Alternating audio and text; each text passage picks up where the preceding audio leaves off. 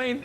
Piers, don't go away and say, did you enjoy that or didn't you? No, I'm amused by your reaction. You're still finding that hilarious. You're not being amused. It's hilarious. I'm on a rock and roll stage. I just sang a song about feisty I mean, you got to be kidding me. On a rock, did you ever see Richard Pryor live? How about Sam Kinison? How about Lenny Bruce? I'm one of them. Get over it. That's some funny But for a man who is a patriot, who purports to love his country, that was quite shocking disrespect to your president. Let me put it in official CNN Piers Morgan Yes. interview terms. Shall I? Yes. My limey friend? Yes. Anybody that wants to disarm me can drop dead. Anybody that wants to make me unarmed and helpless, people that want to literally create the proven places where more innocents are killed, called gun-free zones, we're going to beat you. We're going to vote you out of office or suck on my machine gun. You can take it whichever way you want. Much as I'd love to suck on your machine gun, the whole point of your defense is that a lot of people do drop dead precisely because you are armed to the teeth, and you'd like everybody else to be. Not true at all. 80 people... Write this down. See, you're so rich. You write this down. 80 people a day die in America from gunshots. And 75 of them to 78 of them, statistics by the Uniform Crime Report by the FBI and the UN Study on Violent Crime, 78 of those 80 are let out of their cages by corrupt judges and prosecutors who know that recidivism is out of control, know that they'll commit the crimes again, and they let them walk through plea bargaining, early release, and program. They still Kiss my ass. Yeah. Where you have the most armed citizens in America, you have the lowest violent crime rate, where you have the worst gun control, you have the highest crime rate. Piers, choose one. Do you want a lot of crime? We have it. Gun-free zones. Do you want less crime? We have that. More people with concealed weapons permit. Why do you guys resist that statistic? Well, don't say you guys. It's you guys. No. Well, unless you're playing the devil's advocate. I can play any advocate I like. You're it's doing my a fine show. job. Right. You're playing the idiot's advocate here. That's not the idiot's More advocate. guns equals less crime, period. Unless I'm wrong, and I don't want to kiss your ass at this point, if you don't mind. Unless I'm wrong with your argument, well, you're basically saying that 90% of the gun crime comes from people let out of prison. It's 96%, by the way, but go ahead. But they still have to get access to firearms.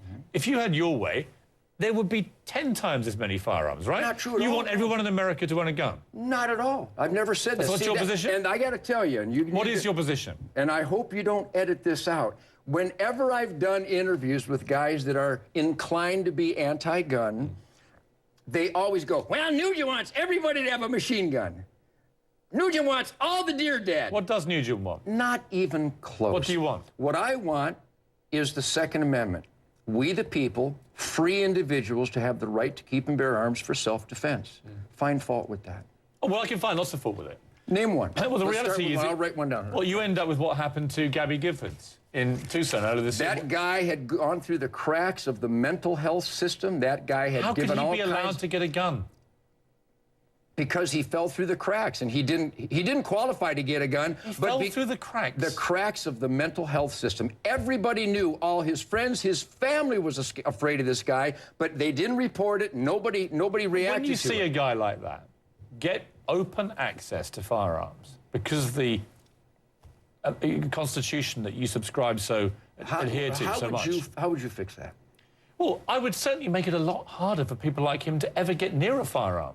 And that's my argument with the gun lobby, is that it's always very, very aggressive. And even as you've just exploded with me, it's always a violent debate. And it's always like, I want the right to shoot anyone that comes near me who's threatening me. But it's always about that. This guy was unstable, but was able to go and get a firearm because they are freely available in this country. Now, and that's where I have a problem with it. Were you born in England? I was born in England. Okay, are you familiar with Ireland? I am. Is Molotov cocktails and C4 explosive, those legal in Belfast? They're terrorists. Are those items legal in Belfast? Well, I don't live in Belfast. Well, then I'll go ahead and educate you. They're banned in Belfast. They're forbidden in Belfast. Do you think anybody had a hard time getting them? If you want something, how about in New York City? It doesn't mean It'd take me 15 minutes for me to get a submachine gun in New York City from some paroled crack dealer. Let me spin the argument. Would you allow drugs then to be freely available? Not at all. What's the difference in the argument? Because drugs are 100% about reducing your level of responsibility, getting high, disconnecting. And I'm a cop. I've been a cop for 35 years. I conduct federal raids with the heroes of law enforcement in Texas. In every instance, where there is violence, somebody's high on something, but they're not always in possession of a firearms. They do it with Buicks and bricks and fire and chainsaws and pipes. The guy who shot Gabby Giffords wasn't high, so it wasn't a factor. Nobody was mentally my deranged. point about the thread of your argument is you're saying there's a difference, isn't there, between you're saying guns should be made freely available. Right? No, there should be restrictions. Let me put something to you. If you think it's wrong, tell me. They should be made available with some restrictions, but not many, from the gun lobby arguments I've read. Which exists right now. The reason is, if you made them illegal, they'd all be freely available anyway. But with drugs, you say, do not make them freely available, make them illegal, even though you know and I know that drives them underground and probably more people get access to them. Piers, I What's the difference? I don't know why you guys either don't study the information or you just resist it. I think you're resisting it. In America, where you have more citizens with guns on their person, you have a dramatic reduction in violent crime. In those areas called gun-free zones, you have an outrageous increase in the loss of innocent lives. That's the choice. Which one would you make? And in America, legally owned guns are used millions of times a year to save innocent lives. You certainly don't believe in calling 911 to stop evil in your home, do you? You don't believe that being unarmed and helpless is a desirable condition? You think unarmed and helpless is something you can control over me? That's weird. Well, you're putting a lot of words into my mouth. What I do believe is where you dramatically increase the prevalence of guns, more people will die from guns. No, and you false. don't believe that.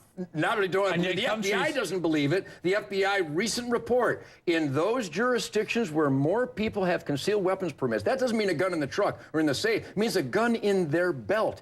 In those jurisdictions, you have not only a dramatic decrease in violent crime, but a personal assault type crimes, carjacking, rape, home invasions. They don't just go down, Pierce. They go away. Now that you know that, why wouldn't you help me create more safe areas? When we come back, we'll talk about what we're supposed to be talking about, which is President Obama. I'm with you.